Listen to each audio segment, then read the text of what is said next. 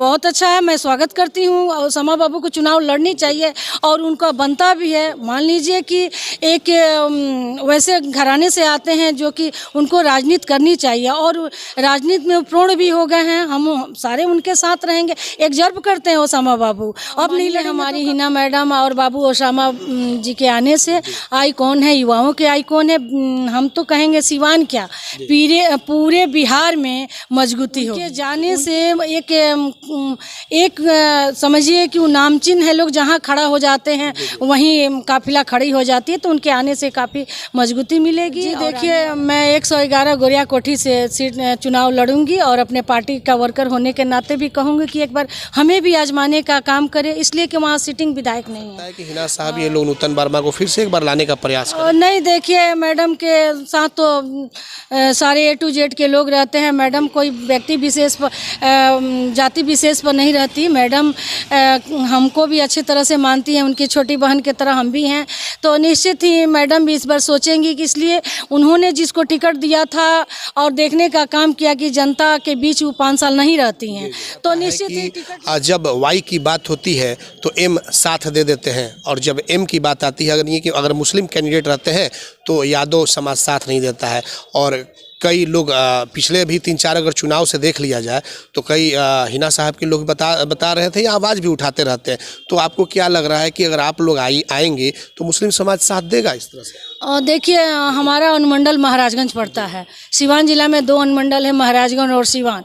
तो हम सिवान के वोटर नहीं हैं, लेकिन हम लोग सपोर्टर थे, लेकिन हम महाराजगंज के। तो हमारे महाराजगंज में ऐसा नहीं होता है, वहाँ सारे लोग हम लोग आपस में मिलके ही चुनाव लड़ते हैं, चाहे एम हो या वाई हो, हम लोग निश्चित है। वैसे लोग भी जो हैं, चाहे एम हो या वाई हो, हम लोग निश्चित है। वैसे लोग भी जो हैं जो इस बार चुनाव में ये सिवान में कुल पर हो गए, महाराजगंज में फुल पर हो गए, तो वैसे लोग को अपने नेता को हम लोग चिन्हित करके बताने का काम करेंगे कि समय आता है तो लोग कुल पकड़ लेते हैं सिवान में और महाराजगंज में फुल पकड़ लेते हैं। तो निश्चित ही ऐसे कुछ लोगों से पार्टी कमज़ोर होती है, मैं इसको मानती हूँ।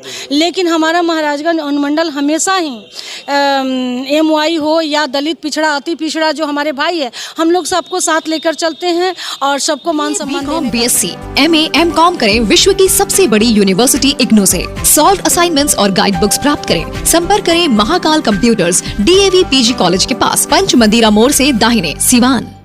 आम से लेकर खास लोगों के लिए खुशखबरी। अगर आप भी अपने सपनों का महल बनाना चाहते हैं तो माँ विंध्यवासिनी प्रॉपर्टी दे रहा है ये सुनहरा मौका। गोरखपुर स्टेशन से महज 5 किलोमीटर की दूरी पर, गोरखपुर एयरपोर्ट से 4 किलोमीटर की दूरी पर, कुसुमी बाजार, गायत्री नगर छावनी स्टेशन से 1 किलोमीटर की दूरी पर, पादरी बाजार निकट मोहनापुर पादरी बाजार, दहला जंगल, छत्रधारी टोला निकट करम ITI के पास तथा अन्य जगहों पर आवासीय जमीन उपलब्ध है। आवासीय प्लॉट एवं घर मकान लेने हेतु संपर्क करें। माँ Vindhyavasini property, Gorakhpur CM city. हमारे यहाँ 70% तक बैंक लोन की सुविधा भी उपलब्ध है। बिहार विधानसभा चुनाव को लेकर के अब सरगर्मियां धीरे धीरे बढ़ती ही जा रही है और उपचुनाव के बाद से सभी जो पार्टियां हैं वो अपने अपने क्षेत्र में अपने पार्टी को मजबूत करने के लिए लग गई हैं।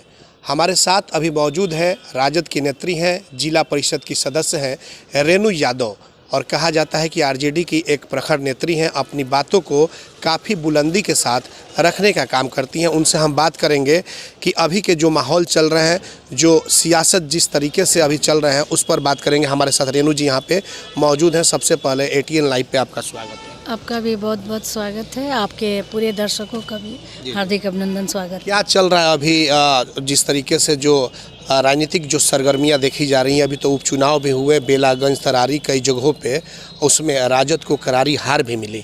तो इसको लेकर क्या कहेंगी, और खास करके और जो सिवान के जो राजनीतिक माहौल है उस पर क्या कुछ कहेंगी आप? देखिए, आने वाला विधानसभा में हमारी तैयारियां भी अच्छी चल रही है और हर क्षेत्र में भी हम लोग एक वर्कर के नाते, एक RJD कार्यकर्ता के नाते अपने पार्टी को तो मजबूत है ही, जो भाजपा बरगलाने का काम करती है, झुग्गी झोपड़ी में जाके उनका। आज देखिए आरक्षण पर जो एक तरफ कहती है कि हम आपको आरक्षण दिए हैं, जब आरक्षण मांगा जाता है तो डंडा और लाठी से मार खिलवाने का काम करती है। तो हम लोग आज बता रहे हैं जनता के बीच कि लोकोसला वाली सरकार है, ना ही कभी वह देने का काम किए। गरीब गुरबा पिछड़ा अति पिछड़ा का आरक्षण आज रोकने का काम कर रही है। वह डर रही है कि आरक्षण मिलेगा तो जिसकी जितनी हिस्सेदारी उतनी भागीदारी जनता खोजने लगेगी, मांगने लगेगी, तो इसको बरगलाने का काम किया जाए। बाकी मेरी पार्टी तो हर दम हम लोग कमर कस के, और कल आरक्षण पर धरना भी था, 1 दिवसीय धरना, तो हम लोगों ने हर जगह, हर मुख्यालय पर या प्रखंड में अपना काम करने का काम किया, लोगों को जगाने का काम किया। जो उपचुनाव कई जगहों पर हुए, उपचुनाव में आपने देखा भी कि आपकी पार्टी को करारा हार मिला। बड़े बड़े दिग्गज नेताओं ने चुनाव प्रचार किया, लेकिन वो सफल नहीं हो सके। देखिए, उपचुनाव निश्चित है कि हम लोग वहाँ कमज़ोर रहे, लेकिन जनता हमारे साथ रही, जनता को बरगलाया गया। जो 17 महीना में माननीय हमारे तेजस्वी जी ने जो काम किया था, नीतीश जी जो पलट के चले गए, कभी पेंडुलम के तरफ इधर आते हैं जाते हैं, जनता सोचती है कि आखिर हम कहाँ हैं। जनता सोचती है कि आखिर हम कहाँ हैं। जब इनका फायदा होता है तो उधर चले जाते हैं, और जब कमज़ोर होते हैं तो आरजेडी में आ जाते हैं। इस भ्रमित में हमारे उपचुनाव में थोड़ा गड़बड़ी हुई है, इसको हम सुधारने का और जनता को सच्चाई बताने का काम करते हैं। सीवान की अगर हम बात कर ले तो 8 विधानसभा यहाँ पे सीट है। आपको क्या लग रहा है कि आरजेडी कितनी मजबूती के साथ, किस तरीके से चुनाव लड़ेगा? बहुत मजबूती के साथ चुनाव लड़ेगी। माननीय हमारी वरीय नेता माननीय हिना साहब भी हमारी पार्टी में कुछ पहले मनमुटाव था, जो कि उन्होंने निर्दलीय चुनाव लड़ा, लेकिन आज हमारे साथ वह है और काफ़ी मजबूती से हुई है। तो माननीय हिना साहब जी के नेतृत्व में, माननीय तेजस्वी जी के नेतृत्व में निश्चित ही सिवान भी मजबूत होगा और निश्चित हम 8 विधानसभा जीतेंगे। आप तो लगातार तेजस्वी यादव से मिलते रहती हैं, कभी सिवान सीट पे, सिवान के जो 8 विधानसभा सीट है, इस पर कभी कुछ चर्चा चली कि आखिर किस तरीके के उम्मीदवार को दिया जाएगा? क्योंकि पिछले चुनाव की अगर बात कर लें तो कई जगहों से सीट नहीं निकल चुकी थी। और देखिए, इस बार हमारे माननीय तेजस्वी यादव जी सर्वे करा रहे हैं, अनिश्चित ही पार्टी के वर्कर को देंगे जो काम करते हैं धरातल पर, और उसको देंगे। महिलाओं को उन्होंने 33% कहा है कि आरक्षण देंगे, तो महिला भी इसमें हकदार होंगी। 8 विधानसभा में हमको लगता है कि 2 महिला सीट जरूर होंगे हमारी पार्टी के तरफ से, और इस बार वर्कर को मिलेगा टिकट, और वर्कर निश्चित ही अपने काम के बल पर और हमारी पार्टी के मजबूती के बल पर, अपने नेताओं के आशीर्वाद से निश्चित ही जीतने का काम करेगी। आपको क्या लग रहा है कि जिस तरीके से हिना साहब की वापसी हुई है और ओसामा साहब भी आरजेडी की सदस्यता ग्रहण कर लिए, इनके आने से पार्टी कितनी मजबूत होगी, और क्या जिले में ही या फिर बिहार में भी मजबूत होगी आपकी पार्टी? माननीय हमारी हिना मैडम और बाबू ओसामा जी के आने से आइकॉन है, युवाओं के आइकॉन है। हम तो कहेंगे सिवान क्या, पूरे बिहार में मजबूती होगी उनके जाने से। एक समझिए कि वो नामचीन है, लोग जहाँ खड़ा हो जाते हैं वहीं काफिला खड़ी हो जाती है, तो उनके आने से काफ़ी मजबूती मिलेगी, और आने वाला समय में ज़रूर इसका देखने को प्रभाव मिलेगा आपको। रेणु जी, आप भी पिछले बार तैयारी में लगी हुई थी और शायद इस बार भी आप विधानसभा चुनाव लड़ने की तैयारी में हैं। किस सीट से चुनाव लड़ना चाहती हैं? जी देखिए, मैं 111 गोरिया कोठी से सीट चुनाव लड़ूंगी, और अपने पार्टी का वर्कर होने के नाते भी कहूँगी कि एक बार हमें भी आजमाने का काम करें, इसलिए कि वहाँ सीटिंग विधायक नहीं है। इसलिए मेरा प्रबल दावादार बनता है, और मैं 5 साल क्या, आज 2006 से लगातार विधानसभा चौथी बार हूँ, तो मुझे निश्चित है कि जनता जिताती है, तो जनता के भरोसे पर मैं भी खरा उतरना चाहती हूँ। और पार्टी से भी अनुरोध करूँगी कि एक बार गोरिया कोठी में एक महिला और हम जैसे वर्कर को, हम जैसे सिपाही को जरूर लाने का काम करें, उनकी मान सम्मान और उनकी प्रतिष्ठा हम उनकी झोली में डालने का काम करेंगे। लेकिन हिना साहब की काफ़ी करीबी है नूतन वर्मा, जिनको टिकट पार्टी ने दिया था चुनाव, हालांकि वो हार गई थी। इस बार भी देखा गया कि जब वो ज्वाइन करने आरजेडी में पहुंची थी, जब घर वापसी हो रही थी, तो उस समय भी नूतन वर्मा उनके साथ थी। तो आपको क्या लग रहा है कि ऐसा भी तो हो सकता है कि हिना साहब ये लोग नूतन वर्मा को फिर से एक बार लाने का प्रयास करें? नहीं, देखिए, मैडम के साथ तो सारे A to Z के लोग रहते हैं। मैडम कोई व्यक्ति विशेष पर, जाति विशेष पर नहीं रहती। मैडम हमको भी अच्छी तरह से मानती हैं, उनकी छोटी बहन की तरह हम भी हैं, तो निश्चित ही मैडम भी इस बार सोचेंगी कि इसलिए उन्होंने जिसको टिकट दिया था और देखने का काम किया कि जनता के बीच वो 5 साल नहीं रहती हैं, तो निश्चित ही टिकट लेने से कुछ नहीं होता है। जो 5 साल 20 साल काम करता है, जनता जिताने का काम करती है। हम तो कहेंगे कि देखिए, लोकतंत्र में चुनाव लड़ना सबका अधिकार है, लेकिन सीट निकालना 50% टिकट का असर होता है और 50% प्रत्याशी का असर होता है।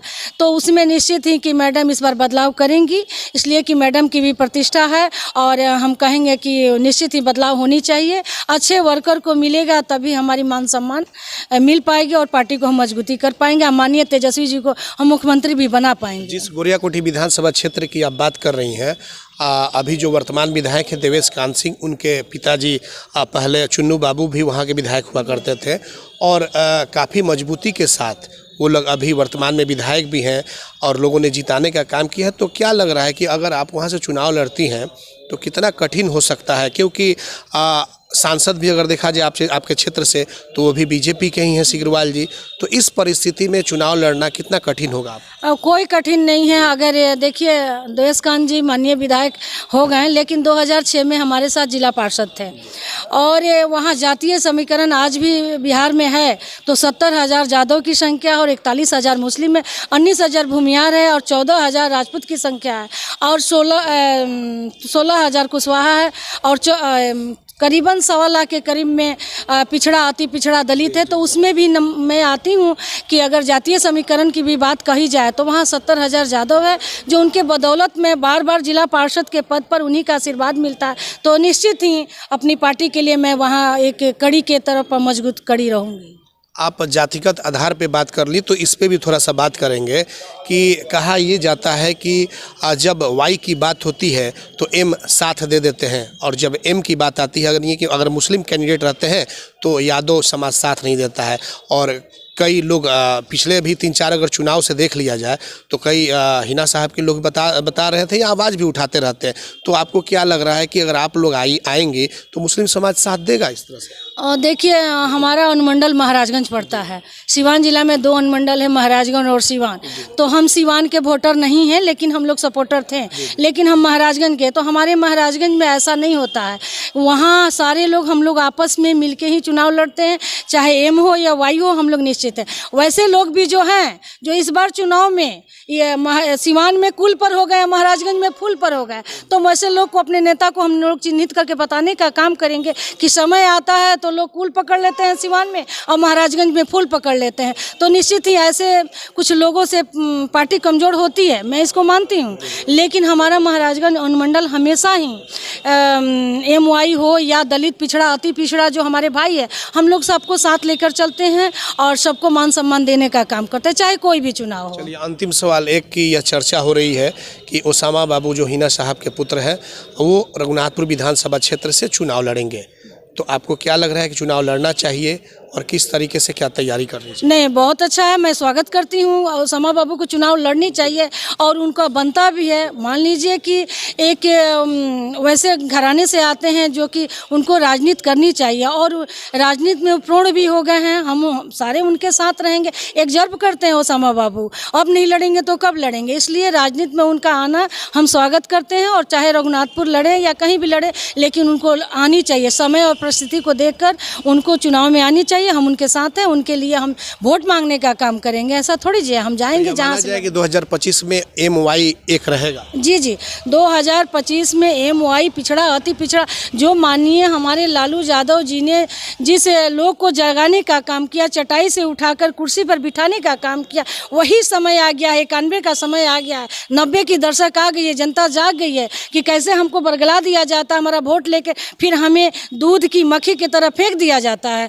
तो निश्चित ही इस बार चुनाव जो विधानसभा का होगा 90 और 91 के दशक की तरह होगा और जनता हमें बहुमत से एकदम जिताने का काम करेगी और माननीय हमारे मुख्यमंत्री तेजस्वी यादव को बनाने का काम, परिवर्तन की लहर है, जरूर होगी, परिवर्तन होगी। चलिए, बिल्कुल आपने देखा कि रेणु यादव थी और इनका कहना है कि परिवर्तन की लहर है, जरूर परिवर्तन होगी और तेजस्वी यादव आने वाले 2025 के बिहार के मुख्यमंत्री होंगे। ये तो खैर आने वाला वक्त बताएगा।